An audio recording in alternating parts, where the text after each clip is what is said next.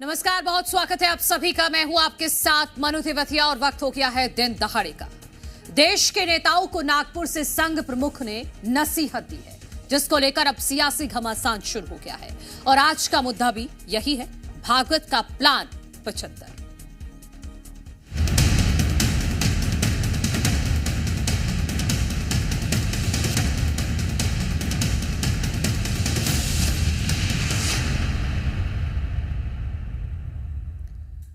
दिन दहाड़े में सबसे पहले बड़ी बहस की अहम खबर आपको बता देते हैं।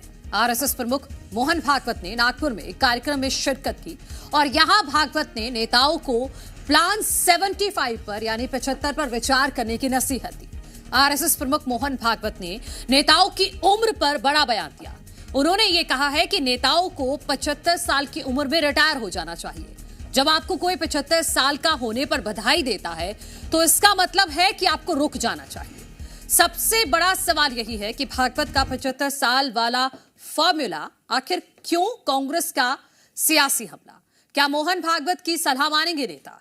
क्या संघ प्रमुख का सभी दलों के लिए यह प्लान 75 है? हमारे साथ इसी पर चर्चा करने के लिए कई मेहमान जुड़ेंगे, लेकिन उसके पहले वो बयान सुन लेते हैं जिस पर सियासी घमासान मचा हुआ है।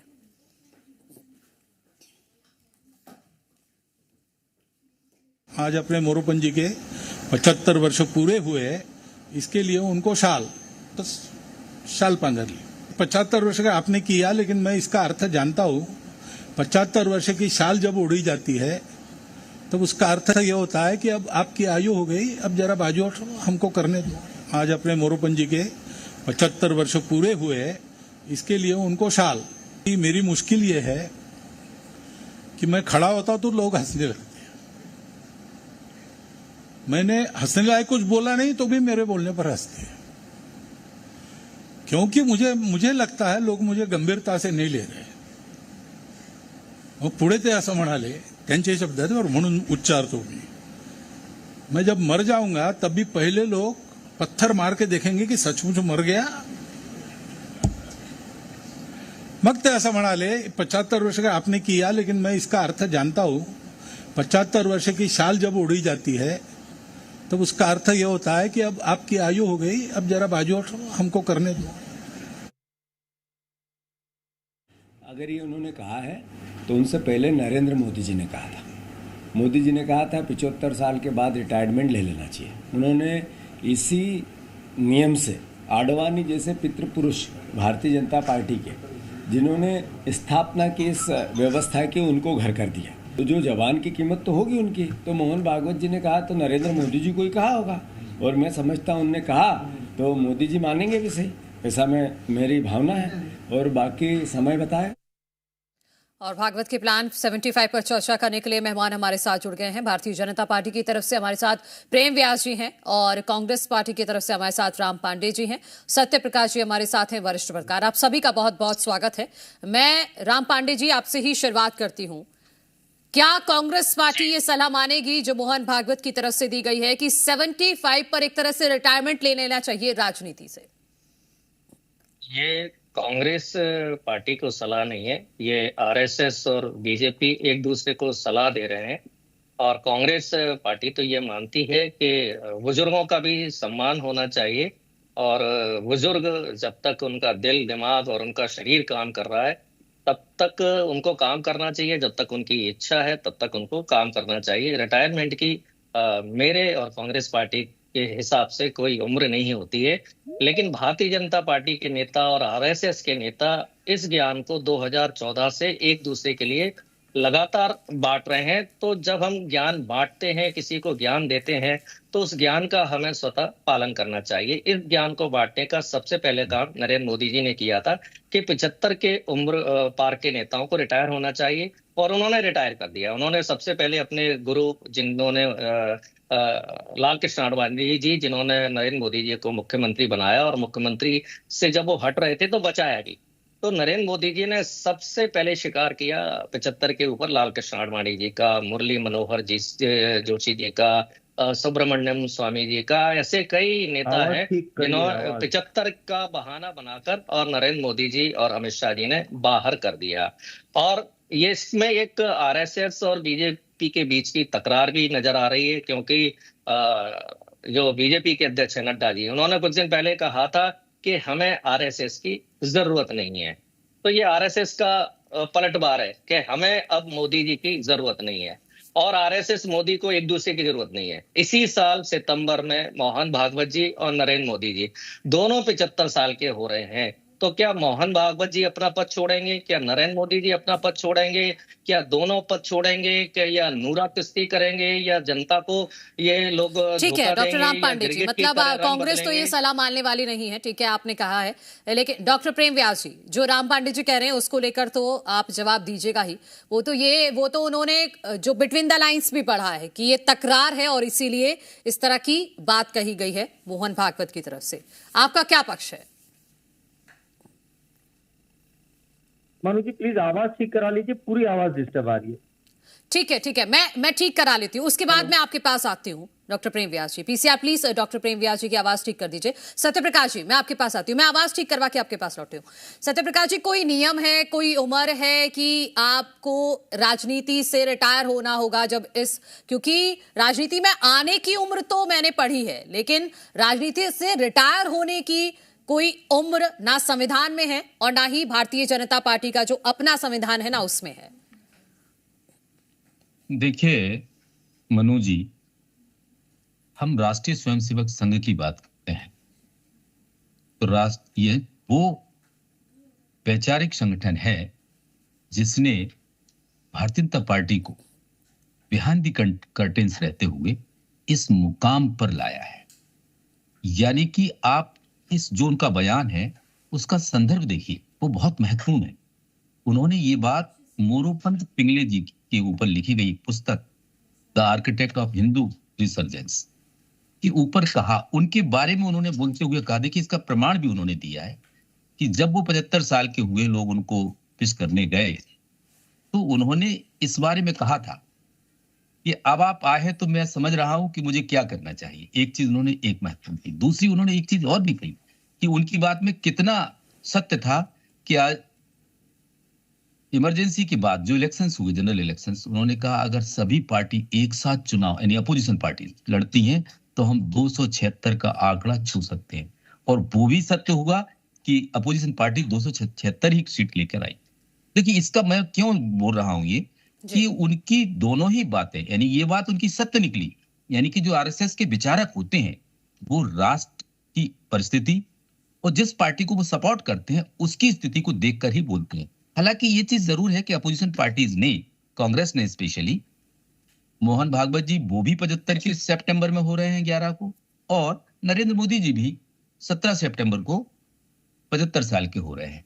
इससे लिंक किया है, लेकिन ये मेरा मानना है कि आरएसएस जो कहती है वो करके दिखाती, क्योंकि वो पॉलिटिकल आउटफिट नहीं है, वो राष्ट्र हितैषी वैचारिक संगठन है। तो इसलिए उन्होंने एक इशारा किया है।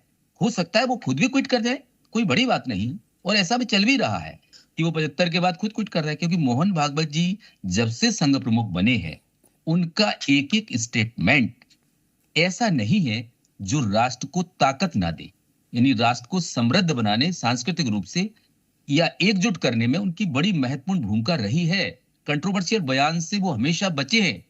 वो एक पक्ष को कभी नहीं, उन्होंने कभी हिंदू वाली बात नहीं कही, उन्होंने हमेशा राष्ट्र वाली बात कही, राष्ट्रवाद की बात कही है। और उन्होंने तो पूरे हिंदुस्तान के अंदर, यानी कि जो भी लोग तो फिर हैं, ऐसा देखा जाए जो राम पांडे जी कह रहे हैं, सत्यप्रकाश जी, कि ये जो बात कही गई है कि 75 के बाद एक तरह से रिटायरमेंट ले लेना चाहिए, तो ये सिर्फ बीजेपी के लिए तो कही गई नहीं गई है, ये तो सभी राजनीतिक दलों के लिए है।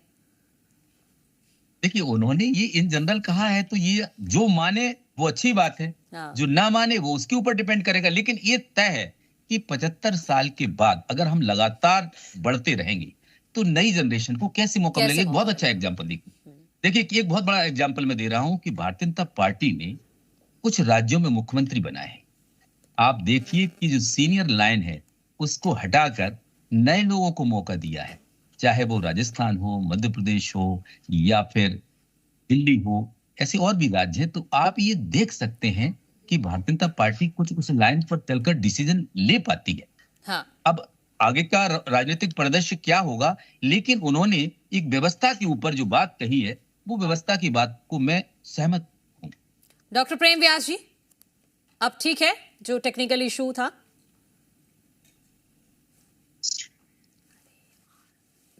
ठीक है, मैं आपके पास लौटूंगी, लेकिन सत्यप्रकाश जी, जो मैं नियम की बात आपसे कर रही थी, जो मोहन भागवत ने प्लान 75 बताया, उसको लेकर आपने विश्लेषण किया, लेकिन जो नियम है उसके बारे में भी दर्शकों को जानकारी दीजिएगा कि राजनीति में आने के लिए जरूर उम्र देखी जाती है, लेकिन रिटायर होने की कोई सीमा नहीं है। बिल्कुल सही है, इसमें कोई दो राह नहीं। ये रिस्ट्रिक्शन राजनीति में आने का नहीं है। हालांकि जो संवैधानिक दूसरे पद हैं उन पर है, लेकिन राजनीति के माध्यम से जो लोग जाते हैं उसमें ये नहीं है।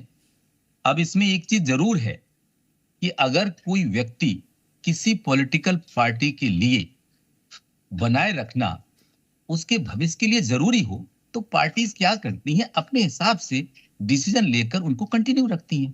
लेकिन अगर जैसे कि उनकी मानसिक स्थिति, शारीरिक स्थिति वो ना रह पाई हो, तो जरूर डिसीजन लेती हैं। जैसे कि मैं उदाहरण दूं, अगर हम बिहार के मुख्यमंत्री जी का उदाहरण लेते हैं, हालांकि वो 75 की स्थिति में नहीं है, लेकिन वो कई बार ऐसी घटनाक्रम को जन्म दे देते हैं जो पूरे राष्ट्र में कंट्रोवर्सी बन जाए। तो लोग उसको ये मान के चलते हैं कि शायद उनकी उम्र का कुछ प्रभाव हो, लेकिन कुछ लोग ऐसे भी होते हैं जो अगर अपनी बॉडी को मेंटेन रखते हैं तो वो ज्यादा लंबे समय तक काम करने में सक्षम होते हैं। लेकिन मैं बार बार कह रहा हूं कि मैं मोहन भागवत जी की बात से अक्षरशः सहमत हूं, क्योंकि वो राष्ट्र की परिस्थिति और राष्ट्र की बेहतरी के लिए क्या हो सकता है, उसी पर कहीं ना कहीं उन्होंने मोरोपंत पिंगले का एग्जाम्पल लेकर ये बात कही है। बिल्कुल, और ऐसा भी नहीं है, बहुत सारे ऐसे नेता हैं जो 75 साल से ज्यादा उम्र के हैं और अभी भी एक्टिव हैं। इसमें एनसीपी के अध्यक्ष हैं शरद कुमार, कांग्रेस के अध्यक्ष मल्लिकार्जुन खड़गे 82 साल के हैं, 91 साल के अध्यक्ष हैं जेडीएस के एचडी देवगौड़ा, 86 साल के फारूक अब्दुल्ला हैं, 77 साल की सोनिया गांधी हैं, 79 साल के अयोध्या से सांसद हैं अवधेश प्रसाद, और भी कई नेता हैं। लेकिन राम पांडे जी, जो एक बात सत्यप्रकाश जी ने भी कही कि अगर 75 से ज्यादा उम्र तक लोग टिके रहेंगे राजनीति में, तो फिर नए लोगों को कैसे मौका मिलेगा? ये तो एक साइकिल है ना जो चलती रहनी चाहिए। देखिए, सबको मौका मिलता है और 75 साल के लोगों को हटाकर ही मौका मिले ये जरूरी नहीं है। नए लोगों को भी मौका मिलता है, और यदि नए लोगों को मौका देने का यदि आप सही एग्जाम्पल सेट करना चाहते हैं तो नरेंद्र मोदी जी और मोहन भागवत जी को आज ही इस्तीफा दे देना चाहिए। ये दोनों जनता को धोखा देते हैं। और आरएसएस की बात कांग्रेस तो बिल्कुल नहीं सुनेगी, क्योंकि आरएसएस तो अंग्रेजों के साथ थी, आजादी का विरोध किया। आज भी हम यदि आरएसएस की बात मान लेते और उनके अध्यक्ष की मान लेते तो आज भी हम लोग गुलाम होते, आज भी हम लोग टीवी पर डिबेट नहीं कर पाते। और ये जो आरएसएस को राष्ट्रवादी नहीं, ये राष्ट्र विरोधी संगठन है। आप बताइए, महंगाई के विरोध में कहीं आरएसएस 11 साल से खड़ा हुआ हो? आप बताइए कहीं बेरोजगारी के विरोध में खड़ा हुआ हो? आरएसएस कहीं लोकपाल के लिए खड़ा हुआ हो? आरएसएस लोकपाल के समर्थन में था पहले, आरएसएस काला धन लाने के समर्थन में था पहले। आज क्यों नहीं कहता है कि आरएसएस काला धन आना चाहिए? तो आरएसएस जनता की आंखों में धूल झोंकने का काम कर रहा है। आरएसएस के बारे में कहा जाता है काम करता है, आरएसएस 2.5 साल से मणिपुर में क्यों नहीं काम कर रहा है? जब हमने अपने पांव वापस खींचे ऑपरेशन सिंदूर में, तो आरएसएस ने क्यों नहीं कहा कि हमें लड़ना चाहिए? क्योंकि आरएसएस तो अखंड भारत बनाना चाहता है, आसपास के 10-20 देशों को भारत में मिलाना चाहता है। तो आरएसएस कहता है कि गौ माता को राष्ट्रमाता होना चाहिए, लेकिन 11 साल से आरएसएस बिल्कुल चुप है। आरएसएस कहता है आरक्षण की समीक्षा होनी चाहिए। आपका पॉइंट आ गया है, और क्योंकि प्रेम व्यास जी की अभी तक एक भी पक्ष नहीं हो पाया, अब ठीक है, कोई अब तो दिक्कत नहीं है डॉक्टर प्रेम व्यास जी? जी, अब अपनी बात रखिएगा। देखिए, मुझे मनु जी का ब्रीफ कर दीजिए। इसके पूर्व राम पांडे जी ने अगर कुछ कहा था तो मुझे बहुत हल्का सा सुनाई दिया था, वे शायद राष्ट्रीय स्वयंसेवक संघ को लेकर कुछ कह रहे थे। तो मुझे लगता है कि अगर आज कांग्रेस राष्ट्रीय स्वयंसेवक संघ की बात कर रही है, इससे ज्यादा सकारात्मक तो कुछ हो ही नहीं सकता। भारतीय समाज के साथ में अगर विचार पार्टी की बात कांग्रेस जैसा दल कर रहा है तो इससे ज्यादा सुंदर तो कुछ हो नहीं सकता। और दूसरा, विचार दल ने पूर्व में कहा था कि इनको विपक्ष नहीं प्रतिपक्ष कहा जाए, और अभी जो आचरण इनके द्वारा प्रदर्शित किया जा रहा है, चाहे वो मध्य प्रदेश हो चाहे देश की सांसद हो, उस तक कहीं भी ये प्रतिपक्ष तो प्रदर्शित होते नहीं है, ये विपक्ष के तौर पर जरूर रहता है। अब इन्होंने कहा अंग्रेजों की बात, अंग्रेजों द्वारा बनाई हुई पार्टी राष्ट्र भक्ति का पाठ सिखाएगी। प्रारंभिक 3 से 4 अध्यक्ष कौन थे? एलन एक्सटोम, विलियम बेटनबर्ग और एल्बर्ट लोब करके ये 3-4 अध्यक्ष तो प्रारंभिक थे, वो आपके अंग्रेज ही थे। एक बार जो हमारा मुद्दा है उस पर आप जो बाकी आपको बातें कहनी है वो कहिएगा, लेकिन जो मुद्दा है कि जो भागवत की तरफ से कहा गया है कि 75 के बाद रुक जाना चाहिए, एक तरह से रिटायरमेंट लेना चाहिए, तो ये फॉर्मूला आपने 2014-2024 में जब टिकट बंटवारा हुआ उसमें कहीं ना कहीं देखने को तो मिला। क्या आगे भी इसी तरह से कंटिन्यू रहेगा? नहीं मनु जी, देखिए विचार पार्टी का कोई भी संवाद हो, कोई भी सलाह हो, तो उसको देने के लिए किसी कांग्रेस जैसे बिचौले की आवश्यकता नहीं है। जब भी विचार पार्टी को कोई बात कहनी होती है तो वो किसी भी मंच, किसी भी समय और किसी भी स्थान पर खुले रूप से कहते हैं। अभी जो संवाद हुआ था वो मोहरपंत पिंगले जी को श्रद्धांजलि देते हुए एक संवाद था, जिसका उन्होंने जिक्र करते हुए जो हमारे पूर्व के संघ विचारक है और उनके चिंतक थे और उनके जो उस समय की जो पूरी घटना थी उसको उन्होंने प्रेषित करा था। इसीलिए कहा गया है कि अगर कोई भी पार्टी विचार पार्टी को, विचार परिवार को कोई भी संवाद करना है तो किसी तरह के विचोले की आवश्यकता नहीं है, वे खुले मन से कहते हैं। और जिनके विचारक अंकल सेम, जॉर्ज सोरस और जो है कम्युनिस्ट जैसे होंगे, निश्चित रूप से उनको प्रदर्शित होगा। जिन लोगों ने सीताराम केसरी जी तक की धोती खोल दी थी कांग्रेस कार्यालय में और उनको अपमान करके भगाया था, वो विचार पार्टी को क्या समझेंगे? दूसरी बात है कि पूर्व सीएम गहलोत ने कहा था ना, अभी रगड़ा नहीं लगा है, रगड़ा लगेगा उसके बाद समझ में आएगा। तो किन लोगों के लिए कहा था? आपके जो राष्ट्रीय अध्यक्ष है उनसे जब कर्नाटका के विषय में चर्चा की जाती है तो वे खुले तौर से कहते हैं कि हायर अथॉरिटी जान है। अब जो अध्यक्ष होते हैं उनसे भी ऊपर अथॉरिटी होती है। आदरणीय मनमोहन सिंह साहब के ऊपर भी एक अथॉरिटी थी। तो जो लोग अथॉरिटी के ऊपर अथॉरिटी बताना जानते हैं वो विचार पार्टी, विचार परिवार को कभी नहीं समझ पाएंगे। 56 वर्षीय युवा आज भी अपने आप को युवा कहलाते, तो पहले ये प्रदर्शित कर दे कि युवाओं की वास्तविक उम्र क्या है। उसके बाद सीताराम केसरी जी तहत कितने लोग ऐसे हैं जिनको कांग्रेस पार्टी ने अपमान करके निकाला। विचार पार्टी, विचार परिवार को जो भी संवाद कहना है उसके लिए किसी इस तरह के विचोलों की आवश्यकता नहीं है। कोई भी मंच, कोई भी स्थान खुले रूप से वे आकर कह सकते हैं, समझाइश भी दे सकते हैं। क्या जो मोहन भागवत की तरफ से सलाह दी गई है उसको माना जाएगा भारतीय जनता पार्टी की तरफ से आगे भी?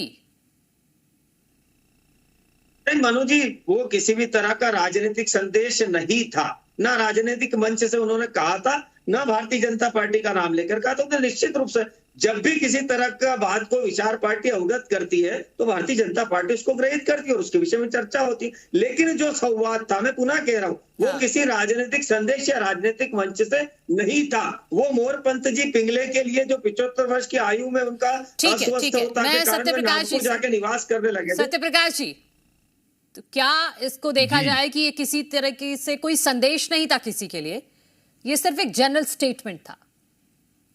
No no no, Mohan Bhagwat ji की बात को गंभीरता से अगर नहीं लिया जाता है तो आप ये बात मानिए कि वो कभी जनरल स्टेटमेंट नहीं देते हैं। उनकी बात का बहुत गहराई होती उनकी बात, बिल्कुल, क्योंकि वो ना केवल किसी पॉलिटिकल पार्टी के बिहाइंड खड़े हैं, बल्कि वो इस देश को, यानी इस राष्ट्र को क्या दिशा होनी चाहिए उस पर काम करने की बात करते हैं। तो मेरा ये मानना है कि वो ना केवल राजनीतिक बल्कि सामाजिक, सांस्कृतिक, इन सभी मुद्दों पर अपने विचार रखते हैं।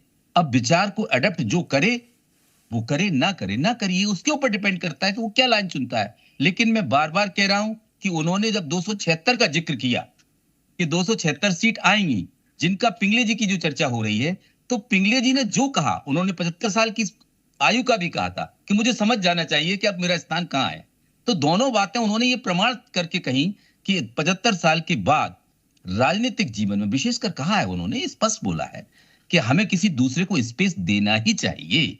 दूसरे का स्पेस देने का तात्पर्य यही है कि हमें लाइन से हट जाना चाहिए। ये उनका शानदार विचार है। ये ना केवल भारतीय जनता पार्टी, पर मैं तो ये मान के चलता हूं हर किसी संगठन में, चाहे वो राजनीतिक हो, सामाजिक हो, सांस्कृतिक हो, सभी में इस विचार को आगे लाएं तो एक नई लाइन का जन्म होता है।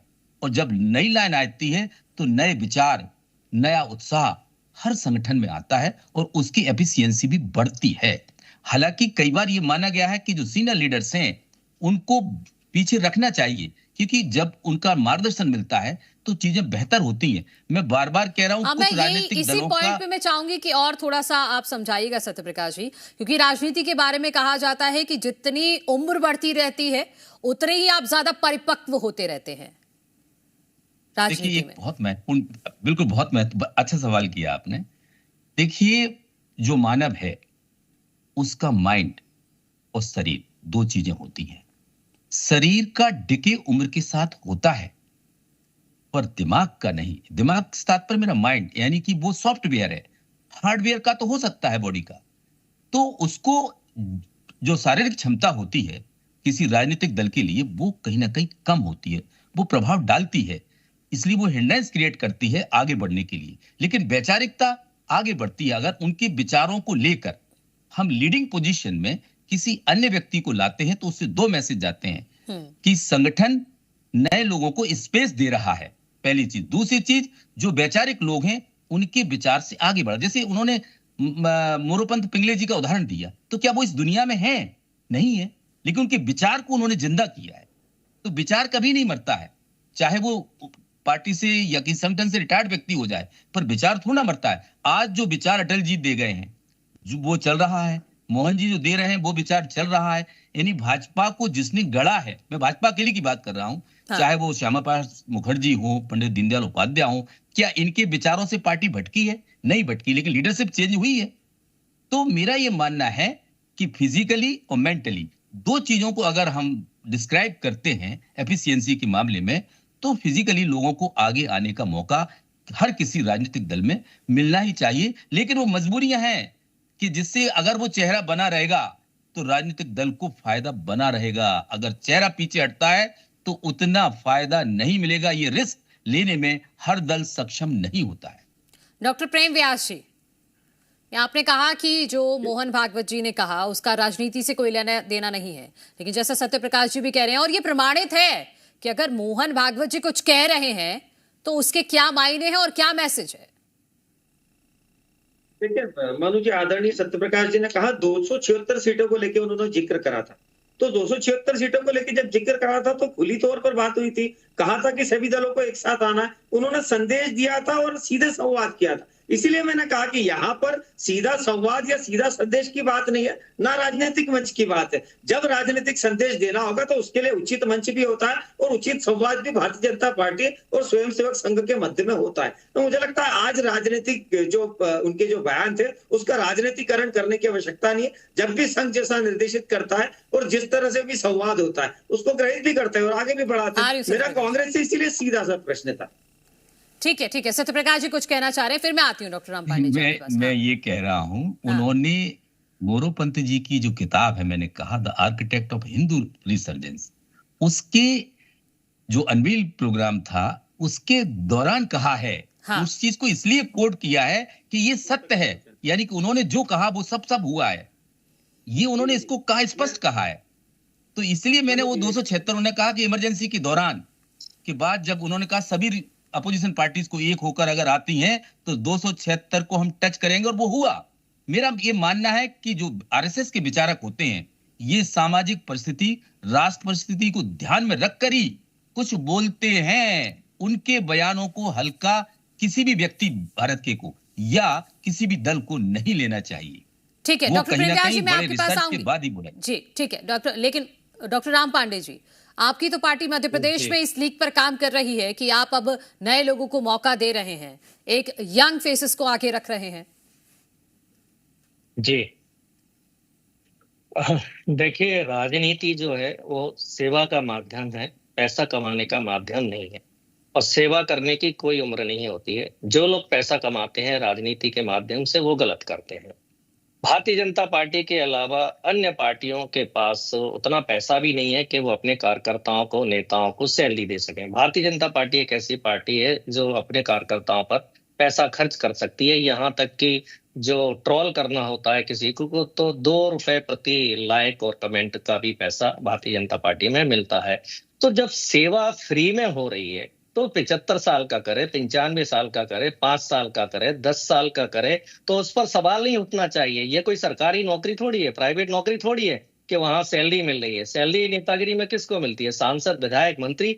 1% लोग भी नहीं है, 0.1% भी नहीं है। अब भारतीय जनता पार्टी में 18 करोड़ कार्यकर्ता हैं, तो क्या 18 करोड़ को एक साथ ये मौका दे देंगे? फिर हम जो कहते हैं वो हमें करके दिखाना चाहिए। तो मोहन भागवत जी स्वयं 75 के हो रहे हैं इस वर्ष, तो क्या वो अपना उत्तराधिकारी बना रहे हैं? नरेंद्र मोदी जी स्वयं 75 के हो रहे हैं, क्या वह अपना उत्तराधिकारी बना रहे हैं? अभी आपातकाल की बात चल रही है कि आपातकाल में संघ ने कहा 276, तो आपातकाल में फिर मोरारजी देसाई 81 साल के थे, और उस समय तो जो एक एवरेज आयु थी वो बहुत कम थी, और 81 साल की उम्र को आपने प्रधानमंत्री बना दिया।